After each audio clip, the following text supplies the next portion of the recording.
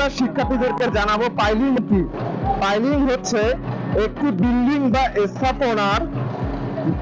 স্থাপনার জন্য একটি ফাউন্ডেশন, যা মাটির নিচে গভীরে লোড স্থানান্তর করার জন্য করা হয়, যা আমার ভিত্তিকে মজবুত করে। এবং পাইলিং কেন করা হয়? পাইলিং করা হয় মূলত যখন আমার কোনো একটি বিল্ডিং বা স্থাপনার কাঠামোর ভার বহনের ক্ষমতার চেয়ে মাটির ভার বহনের ক্ষমতা কম হয়, তখনই আমরা সেই প্রজেক্টে বা সেই স্থানে পাইলিং করে থাকি। এবং পাইলিং আমরা কিভাবে করে থাকি? পাইলিং এর আগে আসি টাইপস অফ পাইলিং। পাইলিং হচ্ছে আমার 4 প্রকার।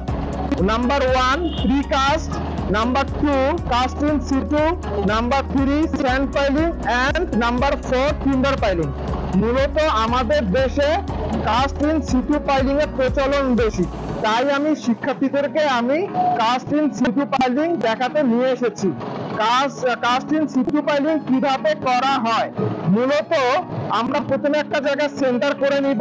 সেন্টার করার পর পেপার সাহায্যে উইঞ্চ মেশিন দিয়ে চিজেলের মাধ্যমে প্রথমে মাটিটা খনন করে নেব।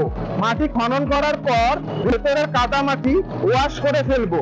ওয়াশের পর তারপর রডের আমরা খাঁচা প্রবেশ করাবো।